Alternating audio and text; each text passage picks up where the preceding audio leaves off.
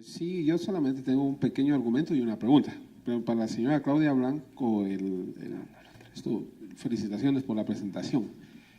Quizás adherirle a eso la planificación familiar, ya que lastimosamente eso ha afectado a toda Latinoamérica. Tenemos espacio solamente para 2 niños, pero nos gusta tener 8. Entonces eso también viene a crear una gran problemática dentro de todo lo que usted explicó. Con lo que respecta al señor, ¿usted cree que el aumento del feminicidio a nivel internacional también se deba a la falta de aprecio propio y a la baja autoestima que las mujeres de hoy tienen? ¿Cree usted que también esté colaborando con eso? Para el señor Fuentes, sí.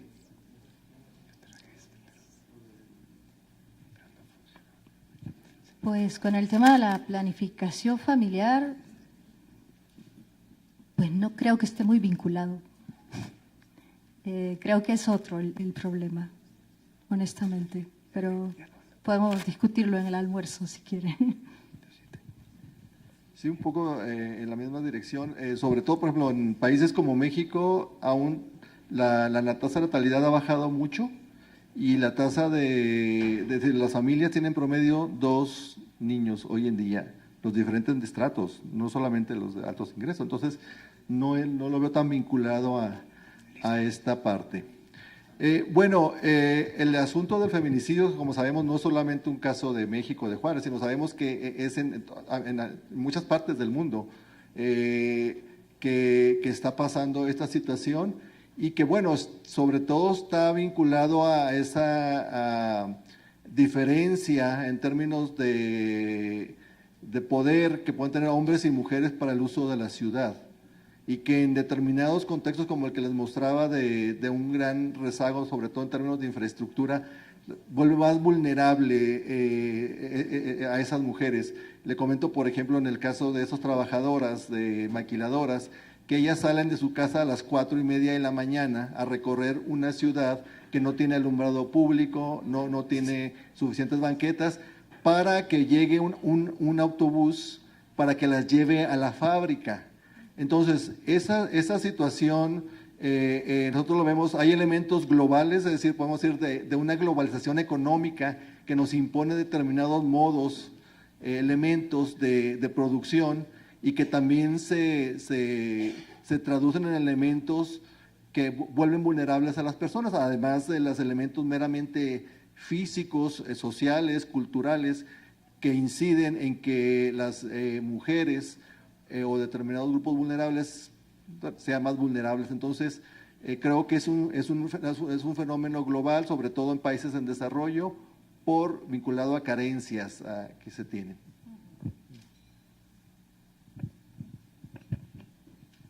Entonces, ya siguen ustedes. Estamos. Entonces, Adriana, te molestamos tal vez con los slides. Jorge. Bueno, buenos días a todos. Nos contaron que tenemos 20 minutos, así que vamos a tratar de hacer lo más rápido posible la presentación. Será una presentación a 2 voces. Nos estaremos compartiendo la presentación con Alejandro Viguria. Creo que no va a ser una presentación tradicional de arquitectura. No vamos a presentar proyectos arquitectónicos per se. Sin embargo, sí iniciativas que hemos estado trabajando a lo largo de este tiempo.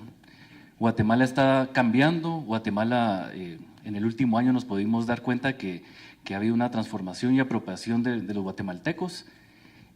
Una muestra también es la colaboración que está empezando a existir más y más. Nosotros somos arquitectos, cada uno con su oficina, con su agenda. Sin embargo, encontramos que antes que arquitectos somos guatemaltecos y tenemos responsabilidades como todos. Lo que van a ver a continuación son estas iniciativas que están vivas, están en camino, esperando encontrar más fuerza y empezando a encontrar también más gente que quiera apoyar y creer estas ideas. Así que le doy la palabra a Alejandro. Muchas gracias, Jorge. A continuación, pues van a ver en realidad 4 proyectos que, fuera de lo material que podría ser el urbanismo o la arquitectura, habla más de activación de la participación ciudadana y estos procesos de activación de comunidades. Este proyecto, para los que no conocen, es la Sexta Avenida antes de su intervención, que era reinado por todo lo que era el negocio informal.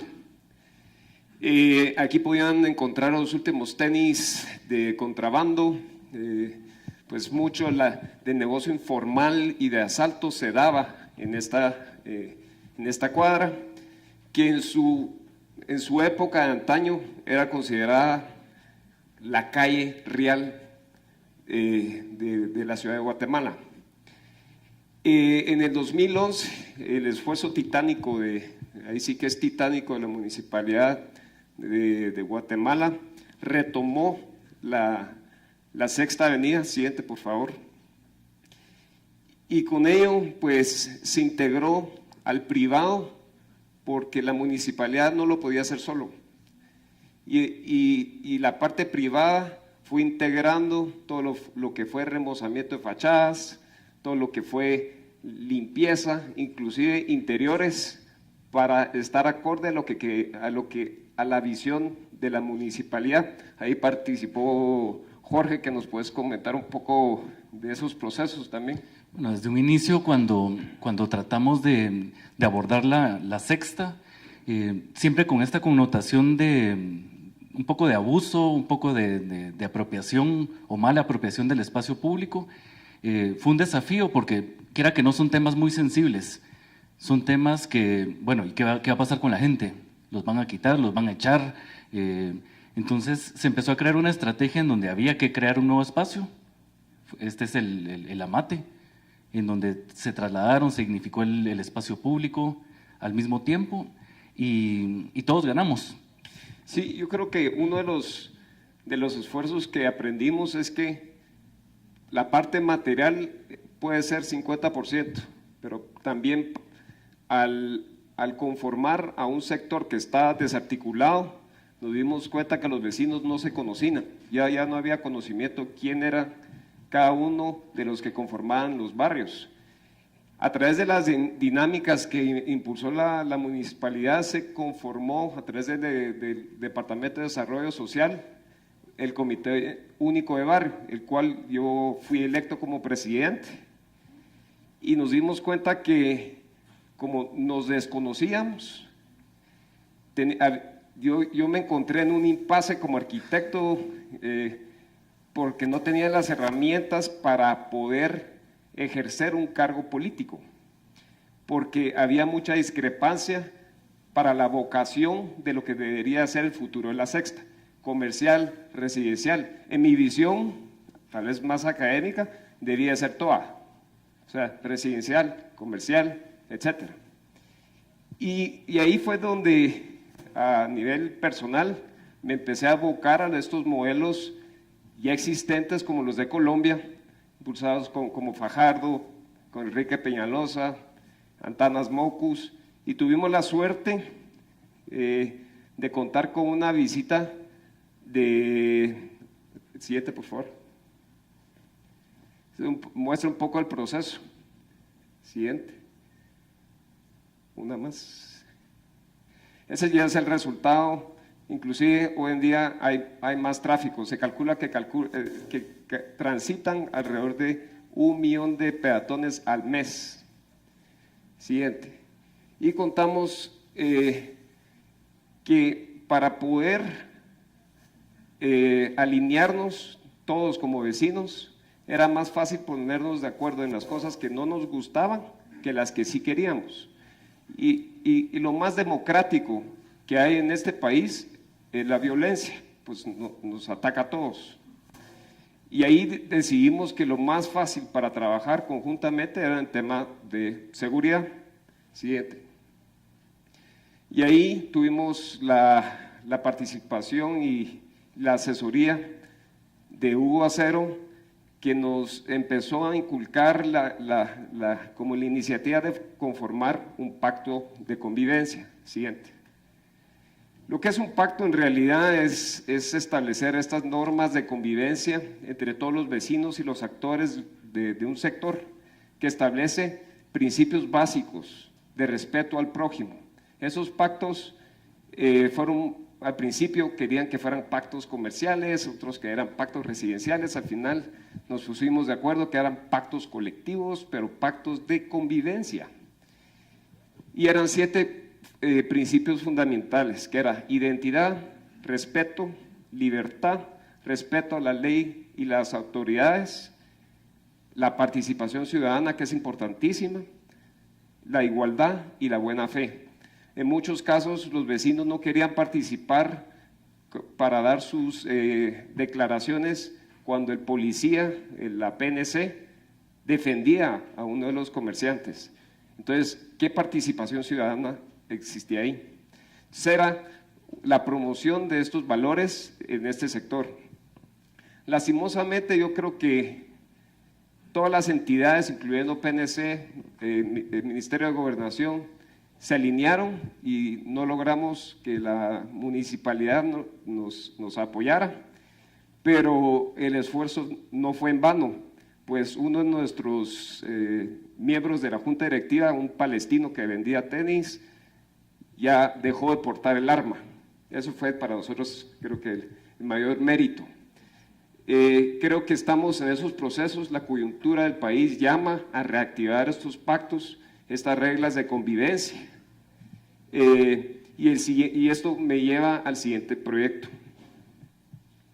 Este es un proyecto aunque este es todo lo que son los pactos y quienes participan, y las extensiones con mucho gusto se lo podemos compartir. Nosotros no inventamos el agua azucarada, nos apoyaron mucho, el contenido fue mucho de Colombia, nosotros lo tropicalizamos. Y el siguiente proyecto que les quiero compartir es de activación, es más de un tema de desnutrición crónica, que fue del tema rural, pero más que lo que es el proyecto, lo que les quiero compartir es el proceso, el contenido. Nuevamente no es lo material, no es la arquitectura, sino que lo que ocurre adentro. Siguiente. Esta fue una colaboración de una iniciativa y la CESAN. Siguiente. Y inició con una iniciativa de activar a 5,000 jóvenes, de llevarlos al interior del país a compartir con familias que sufrían de desnutrición crónica. Siguiente. Después de eso nos dimos cuenta que solo habíamos incitado a las masas, pero no teníamos solución. Entonces nos dimos cuenta, como tal vez ingenuos, necesitamos generar una propuesta. Y ahí llegamos a la casita de los 1000 días, que lo que era la casita de los 1000 días era una propuesta de que trataba de introducir el tema de la ventana de los 1000 días, con esas 10 acciones que ya están identificadas a nivel mundial, y también introducir temas de sostenibilidad a nivel rural. Siguiente. Entonces, esta es una pequeña animación de lo que era el prototipo. En realidad era muy sencillo. Este modelo debería de caber en 2 pick-ups, poder ser trasladado a las, ¿qué eran? 4,322 ubicaciones ya identificadas, y era un modelo participativo. Siguiente. Siguiente. Entonces, voy a adelantarme un poco, que me estoy atrasando, pero aquí están las 10 acciones. Lo que les quiero mostrar es más… Siguiente.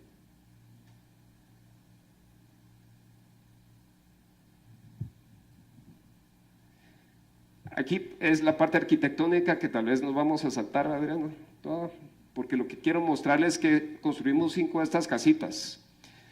En El Salvador, en Aguachapán, en Marcala, en Honduras, en Tuticopote, en Guatemala, y otra en Honduras, en El Salvador, en la zona fronteriza, que se me olvida ahorita. Pero básicamente era un movimiento ciudadano, o sea, la verdad, con colaboración con el Estado para buscar alternativas y posibilidades y llenar esos vacíos con todas las ecotechs. Siguiente. Y esa es la activación que se dio en Marcala. Yo creo que lo más valioso de este proceso es que a través de uno generar la sensibilización en otros, uno queda más sensibilizado. y se da cuenta que esta causa se queda grabado en uno para siempre. Y la activación que se dio en Marcala, Honduras, fue tremenda, porque todos, niños, jóvenes, padres, madres, se vieron involucradas en el proceso constructivo de este objetivo común, que era temas de desnutrición. El costo era $5.800 en temas preventivos.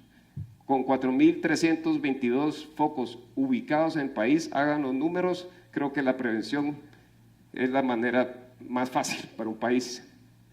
Inclusive generamos un manual tipo IKEA para que cualquier comunidad, obviamente tenía que pasar por toda la parte de lenguajes para que todo el mundo lo comprendiera, pero todo está cuantificado, hasta los martillos.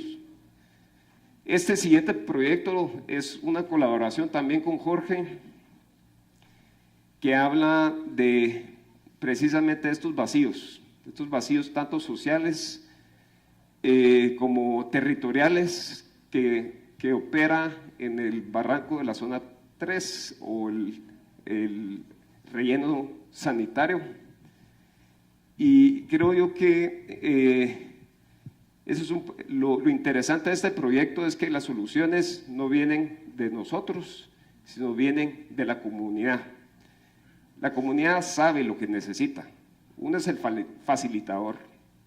Siguiente, por favor. Entonces, esto demuestra el proceso. Este es el conocido Smiley, que es el pandillero que estuvo más presente en los medios. En realidad, esta imagen es fuerte. Nosotros trabajamos con esta organización que trabaja de fondo con jóvenes en riesgo. Siguiente. Y nos pasaron los datos y nos dijeron que en realidad activamente eran 1.800 pandilleros. Entonces nosotros no lo podíamos creer, pensamos que eran más. Siguiente. Que eso solo representa el 0.3% de la población. Son los pandilleros y también los allegados a ellos, que eso hacen estragos. Entonces, en realidad, no se trata de más seguridad en todos lados, es la atención de ese sector. Siguiente. Entonces vemos que en realidad el 0.3% es insignificante. O sea, la focalización de los esfuerzos desde nuestra óptica debería estar en estos sectores. Siguiente. Entonces lo único que cambia bajo la metodología Guatemaltecos Extraordinarios es el amor y ciertas otras maneras de sanar a esos jóvenes o esos pandilleros que ya se han reconvertido. La verdad que para los que ya están en este tema, la reconversión, saben de que el 99% no logra volverse, reinsertarse. Pero la metodología que ellos tienen es con jóvenes de 12 a 18 años. Siguiente. Y entonces yo solo les quiero mostrar estas imágenes de jóvenes que han estado en ese riesgo. Pues la historia del Smiley es que su madre era prostituta, su padrastro lo abusaba, entre todas las ópticas que pueden ocurrir en esos espacios. En una redada se llevaron a toda su familia. A los 12 años se quedó solo. ¿Qué familia lo pudo tomar? La pandilla. Entonces ahí podemos ir viendo cómo a través de esa metodología va sanando, y lo que se encontró es que no era suficiente toda la parte metodológica, psicológica, espiritual que estaba trabajando, sino que necesitaba toda la parte de incidencia del espacio de ocio, de desfogue, del espacio verde. Y entonces, un poquito más adelante, por favor. Entonces, ahí es donde nosotros entramos con la parte tal vez más urbana, más espacial, porque esos espacios de hacinamiento es donde tal vez todas las distorsiones de lo que es amor o lo que es familia se empiezan a dar en esas comunidades de asentamientos. O sea, ¿cómo puede ser que una madre prostituta tenga relaciones al lado del niño de 12 años?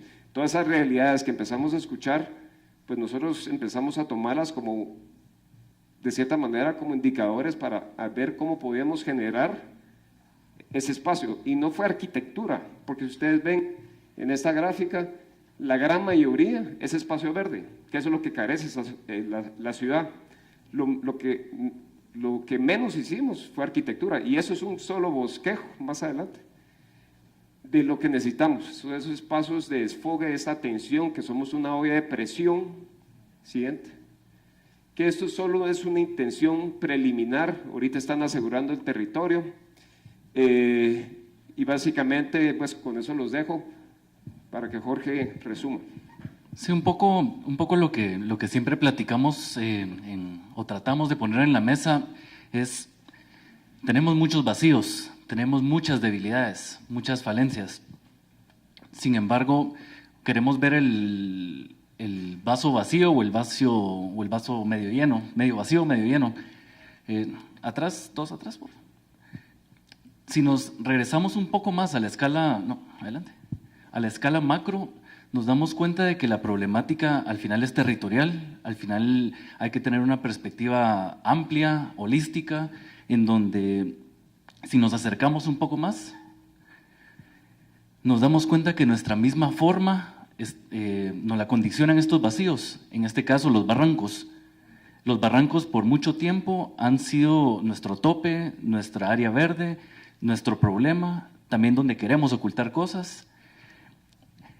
A lo largo de los últimos 3 años hemos estado con esta iniciativa de barranco invertido, que es invertir la connotación negativa que tiene el barranco.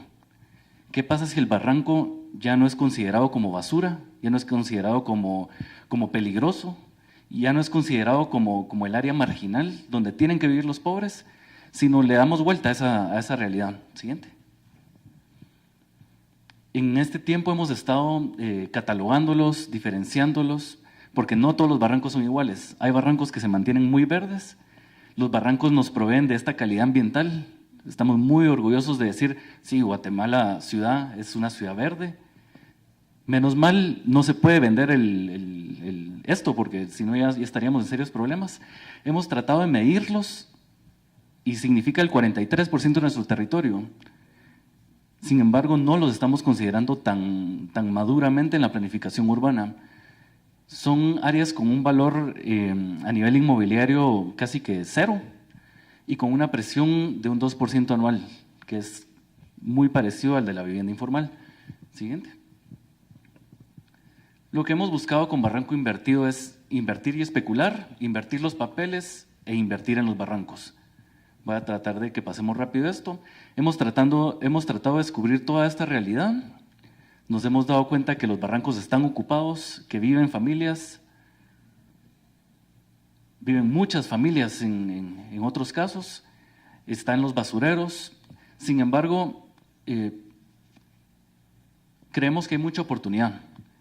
En Barranco Invertido nos han preguntado, bueno, ¿pero qué quieren hacer? Lo primero que hicimos fue un atlas para catalogarlos, para diferenciarlos, porque solo podemos mejorar aquello que ya medimos. Esta es una publicación que está en línea, accesible para todos, que hace esta relación de ciudad-barranco.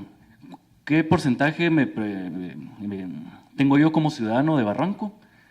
Siguiente. Y si los barrancos realmente podrían ser productivos, si el barranco podría ser recreativo, aprovechar estas grandes quebradas, aprovechar de que sean nuevos espacios públicos, reconvertir el paisaje, que el barranco ya no nos divida, sino que el barranco nos una. Aprovechar estas grandes áreas para recolectar agua, para tratarla, incluso para resolver temas alimenticios, reconvertir los desechos. Y aquí me gustaría parar y ya casi concluir, estamos muy acostumbrados a tener mapas de zonas rojas. ¿Qué zonas son más peligrosas? ¿Qué zonas son más violentas? Como guatemalteco me resisto a creer de que esos van a ser los mapas para siempre. Me gustaría entregarle un mapa así a mis hijos, que es un mapa de oportunidades, y decirle, mira, aquí puedes manejar el agua, aquí puedes generar energía, aquí puedes, captar agua. Siguiente. Y quizás este es el punto en el que nos encontramos.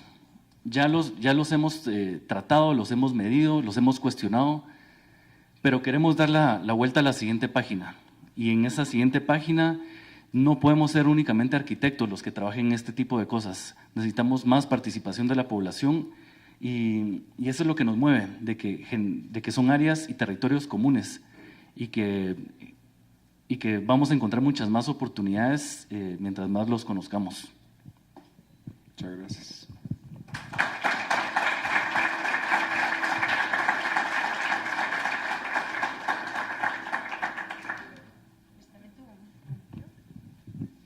Bueno, ahora tenemos un tiempo para tomar preguntas en lo que hacemos este cambio de, muchas gracias, de compus. Les vamos a acercar el micrófono, por favor.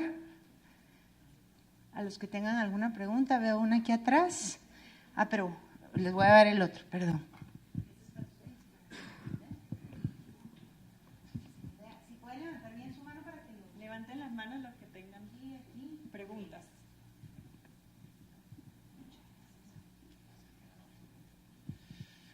Muy buenas, muchas gracias por las presentaciones. Esta pregunta es para el doctor Fuentes.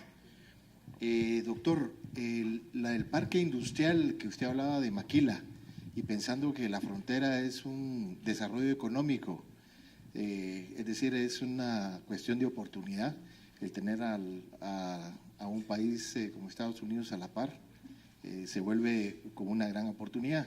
Y sabiendo también que El Paso, Texas, tiene índices de criminalidad muy bajos. Hasta han dicho que la ciudad de El Paso, Texas, es una de las más seguras de Estados Unidos. En comparación con Juárez, pues encontramos una contradicción o una ironía, digámoslo así. Si usted tiene datos también del Paso, Texas. Y dos temas adicionales que tal vez no escuché, fue el tema turístico. No sé si el tema turístico, yo sé que México lo utiliza muy bien en la ciudad de Juárez, y el tema ambientales, como tratamiento de basura, tratamiento de desechos sólidos, la contaminación. Muchas gracias. Sí, como bien menciona, el hecho de ser vecinos con Estados Unidos ofrece ventajas. Sin embargo, si esto lo contemplamos dentro de un contexto más amplio de oportunidades económicas, de globalización económica, etcétera, etcétera, también nos ha generado efectos negativos. Es decir, la ventaja ha sido el costo de producción. Es decir, si lo vemos de un enfoque teórico económico, pues la ventaja de producir en una ciudad fronteriza es una superventaja para las empresas multinacionales, dado que producen los productos en el otro lado, nomás cruzando un río, a un costo del 20% que si produjeran en Estados Unidos ese mismo producto. Entonces, para las empresas multinacionales, ha sido un gran atractivo poder impulsar todo ese desarrollo fronterizo, no solamente en Ciudad Juárez, en todas las ciudades de la frontera. Son aproximadamente 8 grandes ciudades que han crecido vinculado a esta ventaja de localización que nosotros le llamamos, que nos ha generado beneficios en términos de tasas de desempleo muy bajas. Sin embargo, nuestras grandes problemáticas es que los salarios son muy bajos para los trabajadores.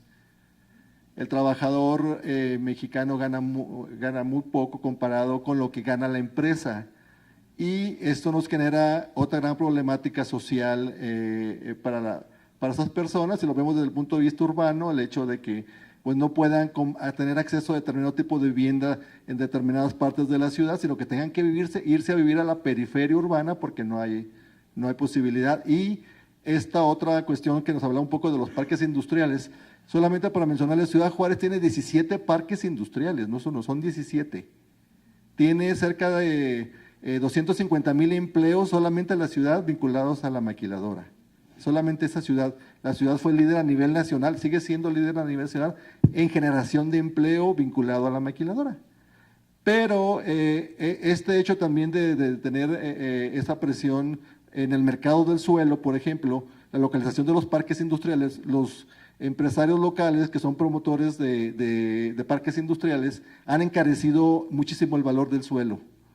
¿Por qué? Porque vale mucho a nivel internacional localizar una fábrica, una empresa en una ciudad de estas, y se venden a nivel internacional los metros cuadrados de suelo.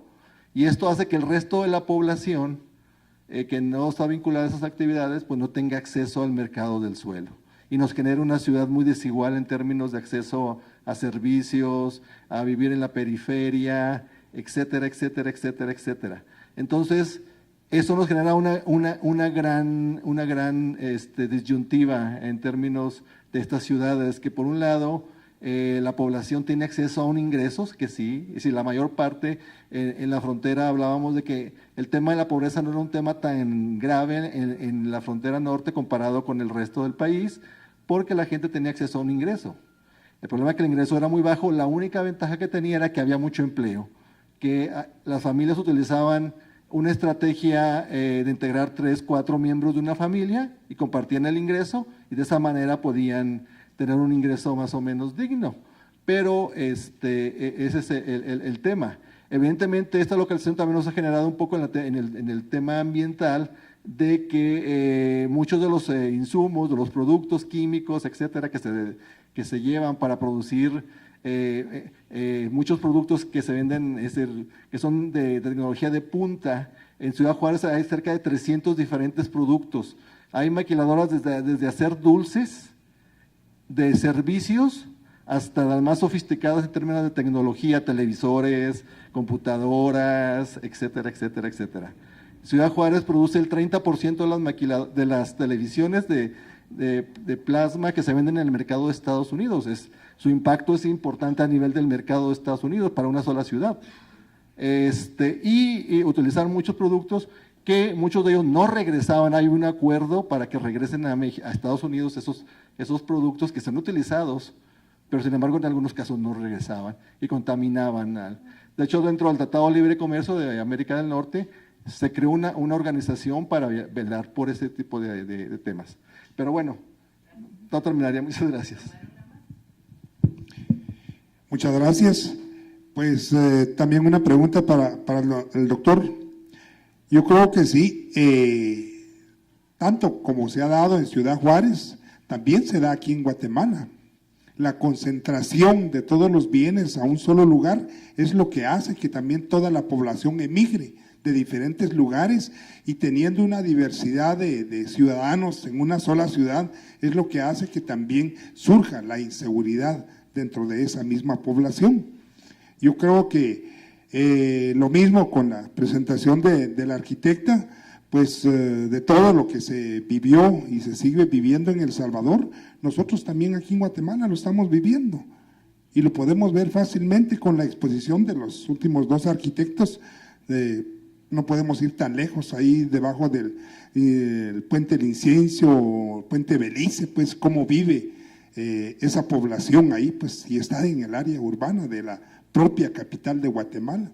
Y no digamos así, el área rural de nuestro país, en varios municipios que pasa lo mismo, pues el área urbana, el casco urbano de cada municipio se ve bonito, pero si vamos a ver todo el área rural, también en las mismas condiciones, con las grandes carencias, grandes necesidades, y yo siento de que mientras no haya una descentralización del recurso económico, no van a poder darse esos cambios que tanto queremos, porque las necesidades de nuestros pueblos son demasiado grandes, y la migaja que recibimos de parte del gobierno no alcanza para resolver tantos problemas, y por eso es de que nuestra población emigra a las ciudades grandes donde cree poder conseguir un mejor nivel de vida. Eso es lo que estamos viviendo también aquí en Guatemala. Quisiera por favor pedirles de nuevo un aplauso y agradecerles a nuestros panelistas.